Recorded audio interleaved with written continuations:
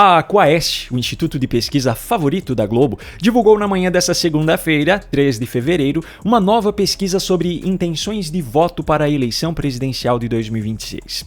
Me permita começar aqui mostrando os resultados apresentados. No cenário espontâneo, onde não é apresentado nenhum nome para o entrevistado, 9% declararam voto em Lula, 9% em Jair Bolsonaro, 1% em Gustavo Lima, 78% disseram estar indecisos, 2% escolheram voto em branco ou nulo e a soma de todos os outros nomes citados é de 1%. Nas pesquisas estimuladas, onde é apresentada uma lista de nomes ao entrevistado, em um cenário de primeiro turno com Lula, Tarcísio, Gustavo Lima, Marçal, Ciro Gomes, Romeu Zema e Ronaldo Caiado, Lula aparece com 30%, Tarcísio com 13%, Gustavo Lima com 12%, Marçal com 11%, Ciro com 9%, Zema com 3% e Caiado com 3%. Indecisos somam 5% e votos em branco ou nulo são 14%. Em outro cenário, sem Tarcísio, mas com Eduardo Bolsonaro, o filho do ex-presidente aparece com 11%, enquanto Lula tem 28% e os demais candidatos têm números parecidos com o cenário anterior.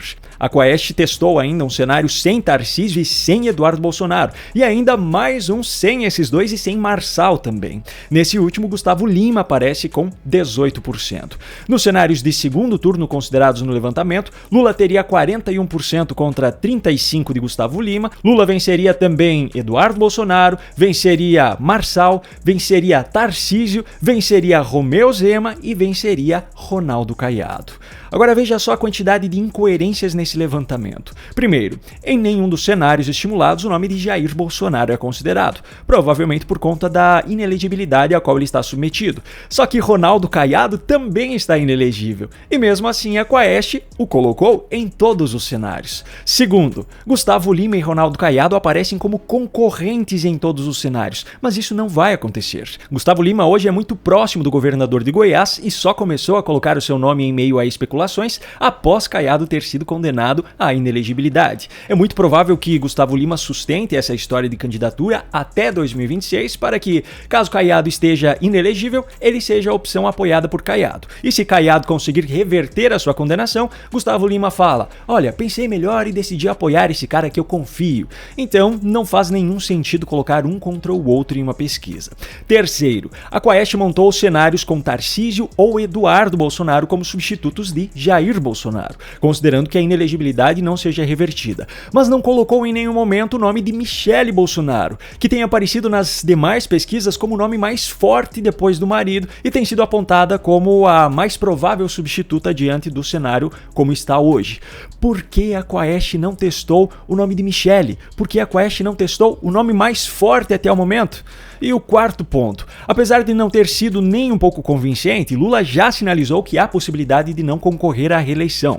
Nesse caso, o substituto mais provável é Fernando Haddad, mas há também outros nomes que são cogitados.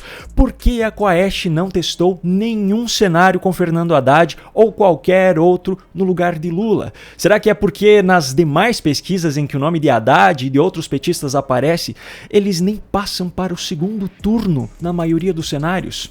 Pois é, coincidentemente, o Instituto de Pesquisas favorito da Globo e tradicionalmente favorável à esquerda divulga essa pesquisa totalmente tendenciosa em favor de Lula apenas uma semana depois de ter publicado uma pesquisa sobre o aumento da impopularidade de Lula. Coincidentemente, a Quaest resolve divulgar agora uma pesquisa sob medida para que a imprensa militante publique manchetes como Lula lidera em todos os cenários de primeiro e segundo turnos, mostra a pesquisa Quaest. Lula lidera a disputa presidencial de 2026 e venceria rivais no segundo turno. Coincidentemente, o instituto favorito da Globo News divulga essa pesquisa agora para que os pseudojornalistas da emissora, que de forma surpreendente criticaram o governo Lula ao longo da semana passada, possam se redimir agora, mostrando essa superação do presidente Lula.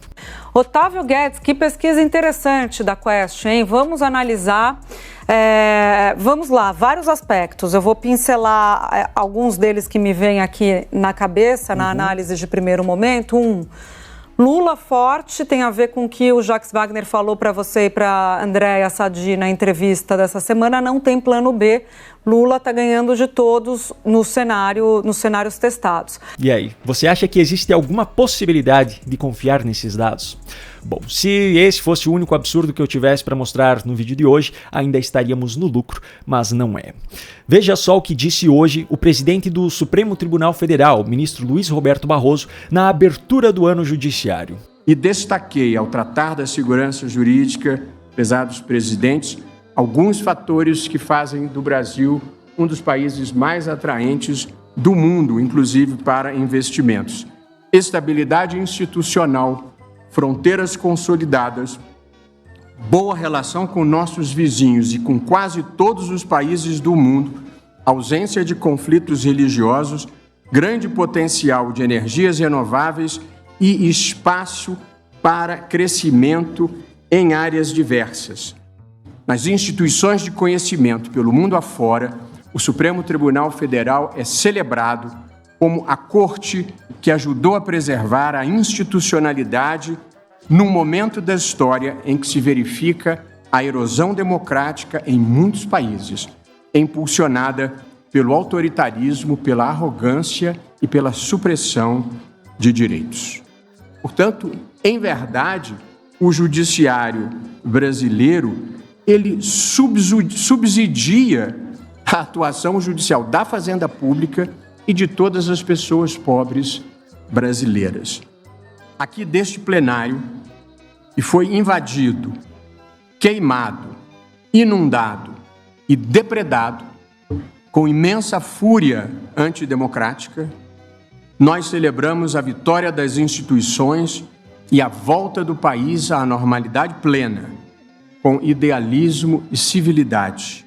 E lembro que todas as democracias reservam uma parcela de poder para ser exercida por agentes públicos que não são eleitos pelo voto popular, para que permaneçam imunes às paixões políticas de cada momento.